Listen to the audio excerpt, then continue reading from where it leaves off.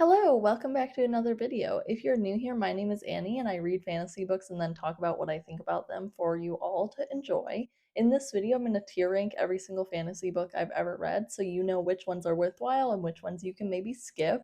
But before we get started, I do want to say these are all my opinions, so please just be kind. If you hate a book I love, maybe just don't let me know. And if you love a book I hated, I promise it just wasn't for me and it's totally okay. So let's just go ahead and get started.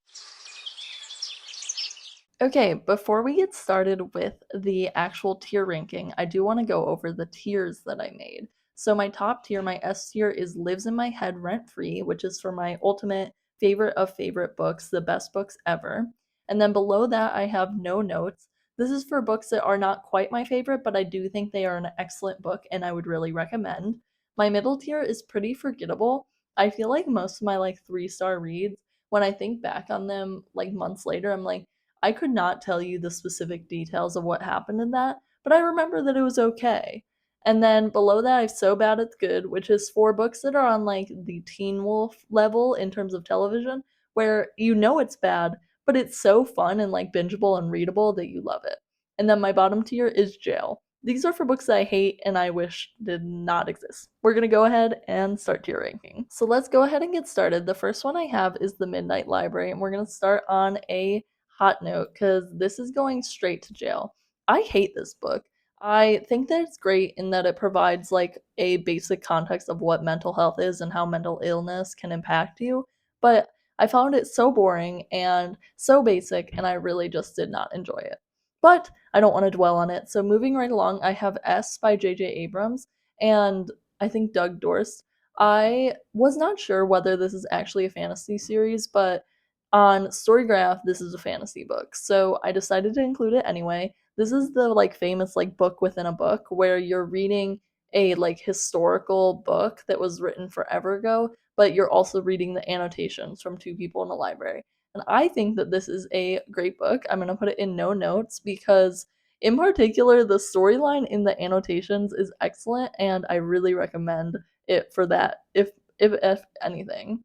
And moving right along, we have Tress of the Emerald Sea, which is my favorite Brandon Sanderson book and favorite, like one of my favorite fantasies ever. So that's going right to the top of Lives in My Head Rent Free. This is basically a play on The Princess Bride, and the idea is like, what if the damsel goes to save I don't remember the main character of The Princess Bride, but what if the damsel goes to save the other character?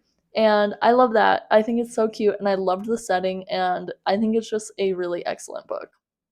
Moving on to the Book of Doors, I think that this one is going to go in Pretty Forgettable for me. I thought it's an interesting concept of they're going to use like magical books to do different things, and this door book leads wherever you want. But I just like can't really remember the plot, and I remember it got kind of like spy thriller esque at the end, and I just don't care for it. But it's okay. I think it's a good book, but maybe like get it from your library rather than buy it. Next up, The Secret Society of Irregular Witches, which I hated, and it is going straight to jail. I think this book is so boring, and I felt the main character was insufferable, and I hated the love interest as well. So that one's going straight to jail.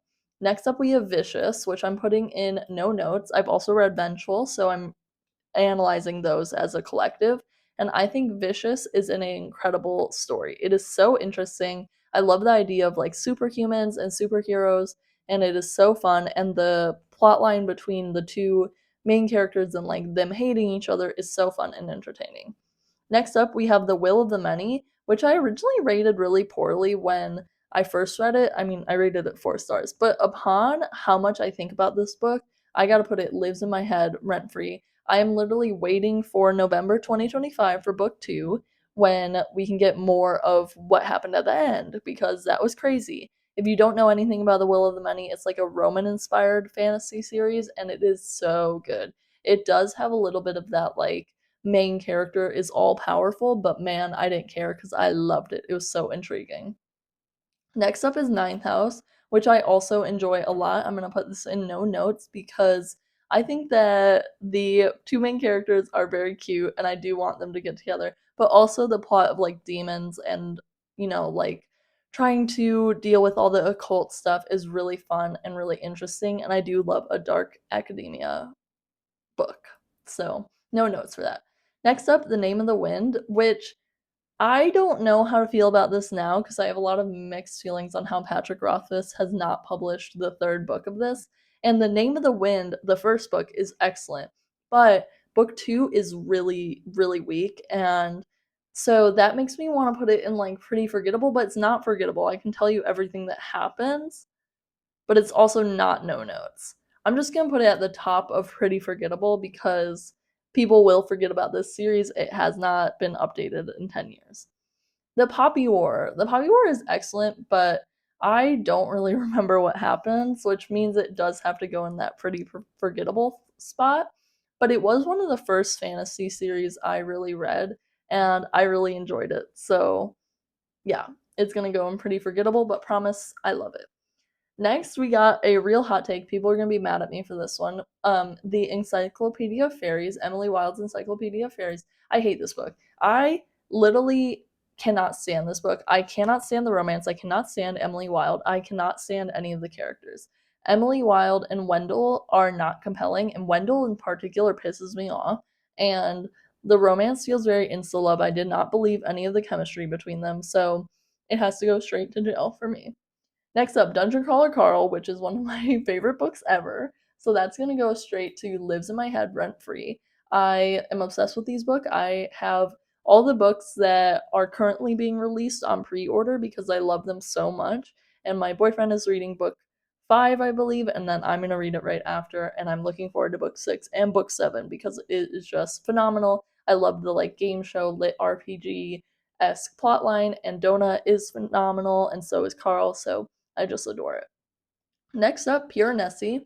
I think Pure Nessie is no notes. It's not quite the like perfect book for me. Like it was not written with me in mind, but it is so interesting, and I love the concept of like someone being in this like world, this like mystical magical world, and being kind of trapped there without explanation. So it was very good. And if you're looking for more of like a almost classic book feeling, I think Pure Nessie would be really great. It is so interesting and fun. Next up, we have the Deadly Education series. I think it's called the Skullman series. I love these books. I do have some notes, but I'm going to put them in no notes anyway because books 1 and 2 are just immaculate. Book 3 really falls apart. I'm not even going to lie to you, but books 1 and 2 are so good that it's worth it. The idea is a magical school like Harry Potter, but instead of the regular magic school of like they're trying to be protected and grow into good magicians, this is literally about the magic school wants to kill them. Love it, ate it right up, and I love the two main characters so much. Brandon Sanderson, the Stormlight Archive. If you know me, you know that I love the Stormlight Archive, so we are gonna have to put this in Lives in My Head rent free. Kaladin is amazing. I love him. It is a high fantasy of high fantasy. So if you don't like high fantasy, do not read it, but I think it is so good. And we're gonna see more Brandon Sanderson, so you know that I'm a stan. Next up, we have Sword of Kaigen, which I also adore. Sword of Kaigen is one of the best standalone fantasies I think I have ever read. It is so great in the way it portrays women and the way it portrays like matriarchal roles and the society that they live in that is very like traditional and believes things that are very outdated. The general plot is like that there's a war on horizon, and these people are basically tasked to protect the peninsula, and it was so good. I'm gonna put it right above The Will of the Many in Lives in My Head rent free. Next up, we have Legendborn. I love Legendborn. I don't think it is a Lives in My Head rent free book, but this series is phenomenal. I love Selwyn. He is an amazing character, and I cannot wait to see what happens to him in book 4. I thought this book series was going to end at book 3, by the way, and I was like, oh, okay, there's another book? I did not know. But it was so good, and this feels very Ninth House, but like in a different world. It's also dealing with demons and magic and the Arthurian legend, and it is so good, so fun, and so bingeable. Orconomics. I never really see people talk about this book online, but Orconomics is a like Dungeons and Dragons inspired book. It is literally about like basically a D&D world, but economics is a major factor. And it is really good, but I also do feel like it does kind of land in that pretty forgettable spot for me. And the reason is because the books become so much that I can't see myself going back to them, and I'm like thinking back and like I don't remember a lot of the details, but it's really fun. If you like D&D, I think that you would like this. Next up, the Atlas 6. I hate this book, and I don't want to explain. So, moving on. The book that wouldn't burn. I think that this is also kind of a forgettable book. It is good. I will say it's good, but book 2 is very weak in comparison to book 1, and that makes me feel like it's forgettable. But it is basically about an eternal library, and I love that as a concept, so I will continue on, but I was a little unimpressed by book 2. And then we have The Gathering of Shadows, or the Darker Shade of Magic series, which is also going in pretty forgettable. I started to hate a lot of these characters by the end, but I think it's a really intriguing premise for a book series. So I don't want to put it in so bad it's good, but I had like a couple issues with it. Next up, we have Legends and Lattes. Legends and Lattes is so cute. I love a D&D-esque book, but just cozy and fun. So that's going to go straight into no notes. Kiki's Delivery Service is really special to me. It's going to go to the top of no notes. Kiki's Delivery Service is one of my favorite movies ever. So reading the book was a very sweet experience for me, and I really enjoyed it. Next up, we have Gideon the Ninth, which I'm also going to put in pretty forgettable. I think that this is the has the like bones to be a great series, but there's just far too many characters in book 1 that I was almost like, this is too much, I want to stop. So it has to go in pretty forgettable, but I will continue on with the series. Next up, we have the original Mistborn trilogy, which I really enjoyed, but I don't like books 2 and 3 very much. I like book 1 far more. So I'm gonna put it at the bottom of no notes because book 1 is so strong. I love a fantasy heist, but books 2 and 3 are just they're not it. Garlic and the Vampire. I love Garlic and the Vampire. It is a cute little graphic novel about a sentient garlic who has to confront a vampire, and I love that. It's great. The Sunlit Man.